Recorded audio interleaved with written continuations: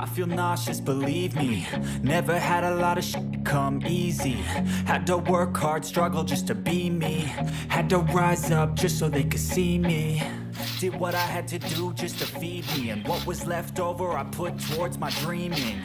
But the only thing in life that has meaning are the things you gotta work for, believe me.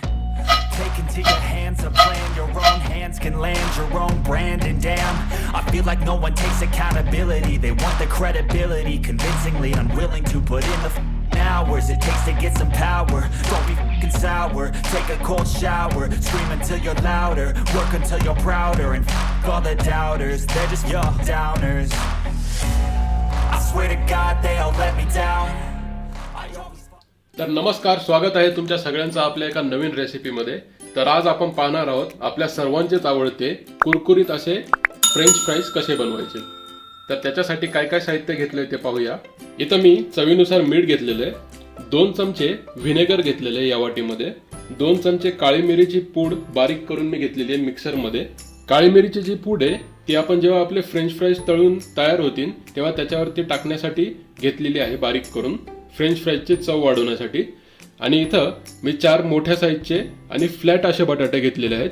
जेव्हा तुम्ही मार्केटमध्ये जाल तेव्हा तुम्ही स्पेशली असे बटाटे निवडून घ्यायचे जे फ्लॅट असतील आणि जे आकाराला पण लांब असतील थोडे. म्हणजे काय होईल की आपण जेव्हा याचे कट करू तेव्हा फ्रेंच फ्राईज आपण हॉटेलमध्ये किंवा कॅफेमध्ये घेऊन खाल्लेलेच असतील तर ते तुम्ही बघितलेच असतील.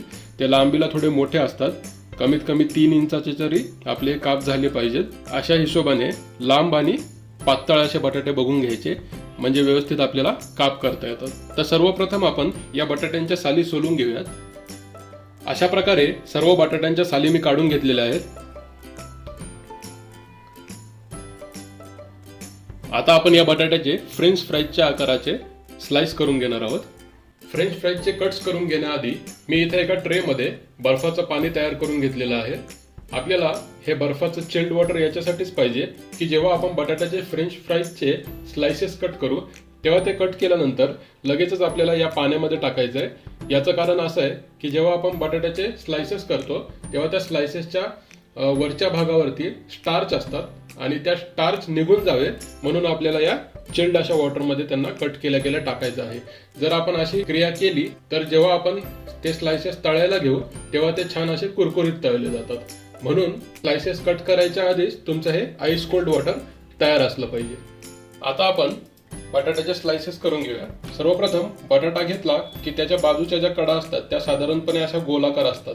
तर या गोलाकार कडा आपल्याला सर्वात आधी कट करून घ्यायच्या आहेत म्हणजे आपले जे फ्रेंच फ्राईजचे पीस आहेत, स्लाइसेस आहेत ते परफेक्ट असे स्ट्रेट लाईन मध्ये येतील.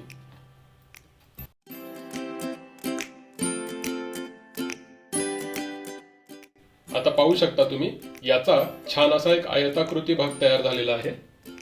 तर या बटाट्याचे आता साधारणतः 1 सेंटीमीटर जाडीचं अंतर सोडून कट करायचे आहेत. कारण आपले फ्रेंच फ्राईज जर तुम्ही कधी खाल्ले असतील तर तुम्ही पण पाहिलं असेल फ्रेंच फ्राईज साधारणतः 1 सेंटीमीटर तरी जाडीचे असतात आणि लांबीला साधारणतः एवढेच म्हणजे 3-1 इंचाचे असतातच. तर आता आपण याचे कट करून घेऊयात.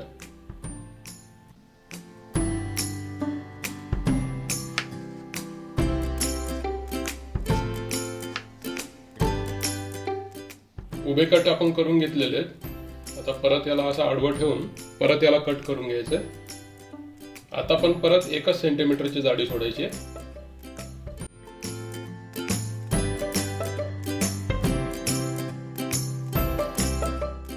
तर आपला बटाटा कटिंग करून तयार आहे. आपण पाहूयात आता फ्रेंच फ्राईजचे स्लाइसेस कसे तयार झाले आहेत ते.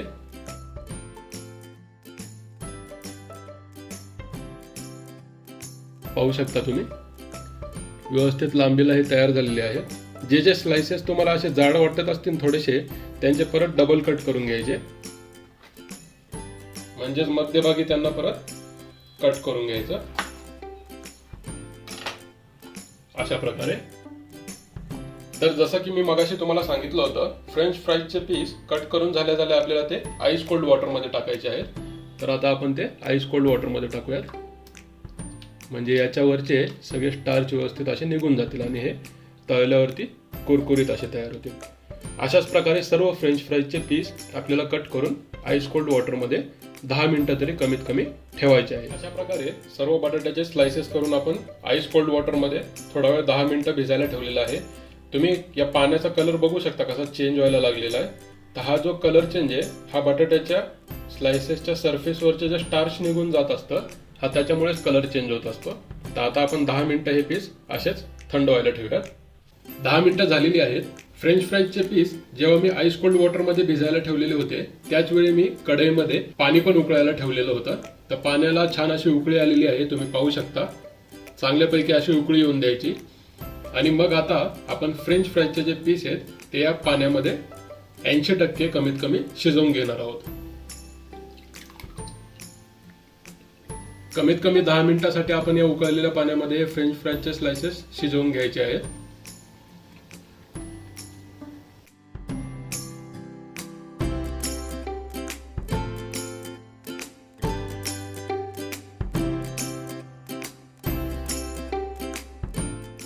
याच्यामध्ये आपण जे 2 चमचे व्हिनेगर घेतलं होतं ते टाकायचं आहे। व्हिनेगरमुळे काय होतं, बटाट्याचे जे स्लाइसेस तुम्हाला जे दिसत आहेत हे इंटॅक्ट राहतात आणि तुटत नाहीत। फ्रेंच फ्राईजला छान अशी चव येण्यासाठी आपण याच्यामध्ये 1 चमचा भरून पूर्ण मीठ टाकलेलं आहे। याला व्यवस्थित असं मिक्स करून घ्यायचं। गॅसची जी फ्लेम आहे ती मीडियम टू हाय या सेटिंगवरच ठेवायची, लो वरती ठेवायची नाही, नाहीतर हे पटकन शिजणार नाही।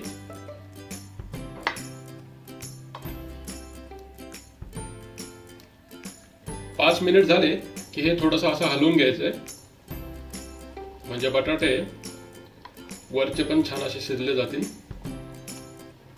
10 मिनिटं झालेली आहेत। फ्राईज आपले छान असे शिजलेत का नाही ते आपण आता पाहूया। मी काट्याचा चमचा घालून बघतो याच्यामध्ये शिजलेत की नाही। पाहू शकता तुम्ही, इझिली काट्याचा चमचा याच्या आतमध्ये गेलेला आहे, म्हणजे हे छान असे शिजलेले आहेत। आपल्याला यांना पूर्ण 100% पण शिजवून नाही घ्यायचं, फक्त 80 ते 85% शिजवून घ्यायचं आहे, कारण आपल्याला यांना नंतर तेलामध्ये 2 वेळा फ्राय करायचंय। त्याच्यामुळे यांना फक्त 80 ते 85% शिजवून घ्यायचंय। इथं मी एका प्लेटवरती 2 टिश्यू पेपर टाकून घेतलेले आहेत, कारण फ्रेंच फ्राईज जेव्हा आपण कढईमधून काढणार आहे तेव्हा त्याच्यामध्ये ओलावा असणार आहे, त्याच्यामुळे तो ओलावा सोक करून घेण्यासाठी मी इथं टिश्यू पेपर टाकलेले आहेत आणि आपण याच टिश्यू पेपरवरती टाकून ते 10 मिनिटं थंड करून घेणार आहोत आणि नंतर फ्राय करणार आहोत। तर चला आता कढईमधून ते काढून घेऊयात।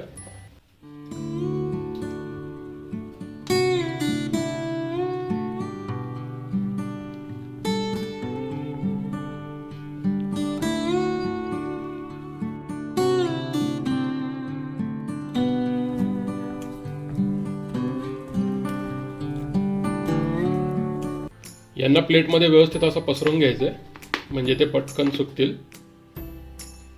हे स्लाइसेस शिजवताना आपण पाण्यामध्ये जे व्हिनेगर टाकलेलं होतं त्याच्यामुळे तुम्ही पाहू शकता हे सगळे पीसेस असे इंटॅक्ट राहिलेले आहेत, एकही पीस यातला तुटलेला नाही। फ्रेंच फ्राईजचे स्लाइसेस थंड होईपर्यंत मी इथं कढईमध्ये तेल छान असं कडकडीत गरम करून घेतलेलं आहे। तेल आपण नेहमी जे गरम करतो फ्राय करण्यासाठी कोणतीही गोष्ट, तर त्याच्यापेक्षा थोडंसं जास्तच गरम करायचंय।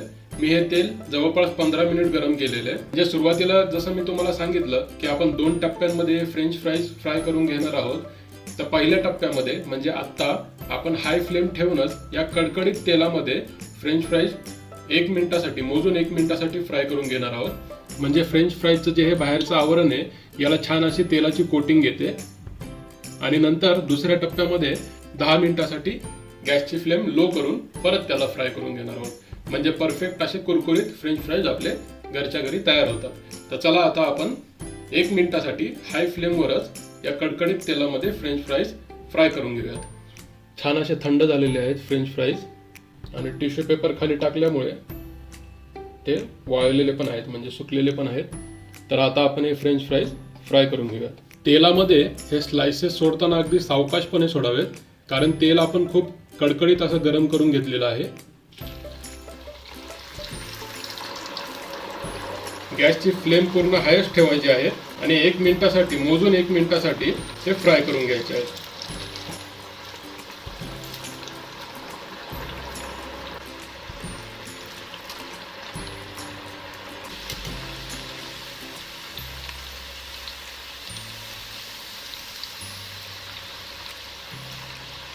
एक मिनिट झालेला आहे आपण गॅसची जी फ्लेम आहे ती लो करून टाकलेली आहे आणि आता मी तुम्हाला दाखवतो फ्रेंच फ्राईजचं टेक्स्चर किती छान आलेलं आहे. 1 मिनिट असं कडकडीत तेलामध्ये फ्राय केल्यामुळे.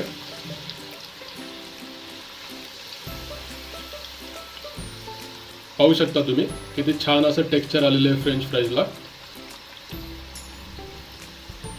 आता मी एक गरम गरम फ्रेंच फ्राईजचे स्लाइसेस एका डिशमध्ये काढून घेतो.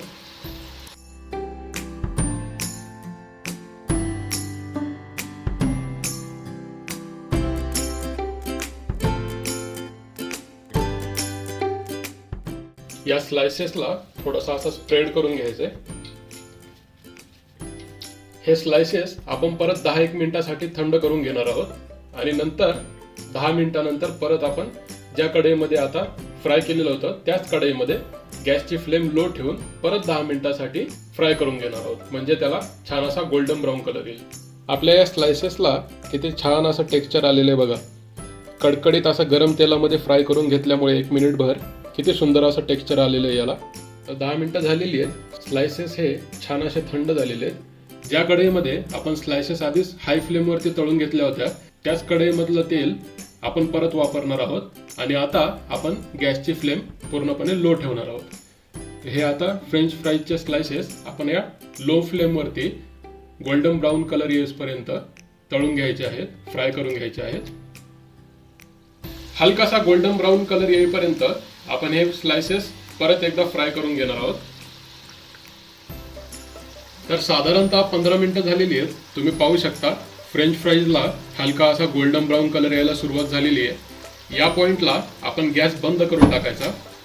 आता मी तुम्हाला कलर किती छान आलेला आहे ते दाखवतो.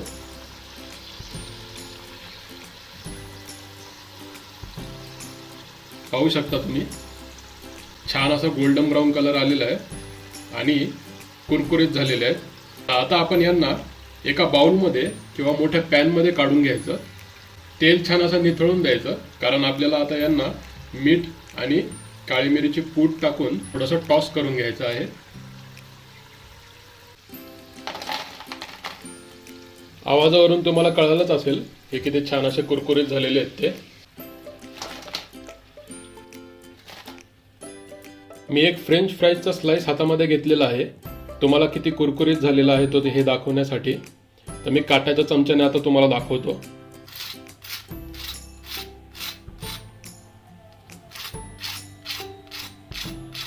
पाहू शकता दोन्ही पण बाजूंनी छान असं कुरकुरीत झालेलं आहे, क्रिस्पी झालेलं आहे. अगदी जसं आपल्याला कॅफेमध्ये किंवा हॉटेलमध्ये गेल्यावरती मिळतं त्याच प्रकारचं हे क्रिस्पी फ्रेंच फ्राईज आपलं तयार झालेलं आहे. तर आता आपण कढईमधून जेव्हा पॅनमध्ये फ्रेंच फ्राईज काढून घेतलेले आहेत तेव्हा लगेचच आपण त्याच्यावरती मीठ आणि काळी मिरीची पूड टाकून त्यांना टॉस करून घेणार आहोत. याचं कारण असं की आपण जेव्हा कढईमधून काढून घेतो तेव्हा याच्या सरफेसवरती थोडं थोडं ऑइल असतं. तर त्या ऑइलमुळे मीठ आणि काळी मिरीची पूड व्यवस्थित लागली जाते सगळ्या फ्रेंच फ्राईजला आणि स्लाइसेसला ती पकडून बसते. तर आता आपण याच्यावरती काळी मिरीची जी पूड आपण मिक्सरमध्ये बारीक करून घेतली होती ती टाकूयात आणि पटापट असं टॉस करून घ्यायचं.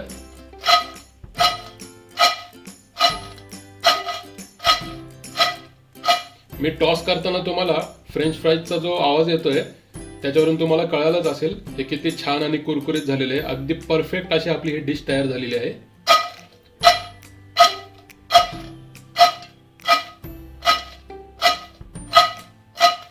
मी एक फ्रेंच फ्राईज हातामध्ये घेतलेली आहे तुम्हाला आयडिया येण्यासाठी. याच्यावरती काळी मिरीची पूड आणि मीठ किती छान असं याचं कोटिंग झालेलं आहे, व्यवस्थित लागलेलं आहे.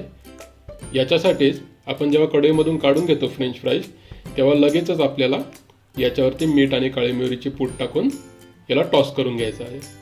पाहू शकता किती छान टेक्स्चर आलेलं आहे आणि कलर पण एकदम परफेक्ट आलेला आहे. तर आता आपण याला डिशमध्ये सर्व करून घेऊयात.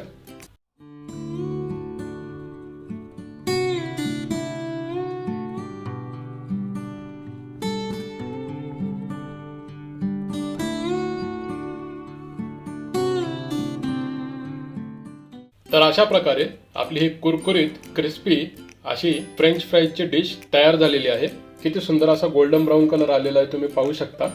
अगदी कॅफेमध्ये हॉटेलमध्ये मिळते सेम तशीच तुम्ही घरच्या घरी या पद्धतीने फ्रेंच फ्राईज बनवू शकता आणि त्याचा आस्वाद घेऊ शकता. टोमॅटोच्या केचप सोबत तर ही डिश आणखीनच छान लागते.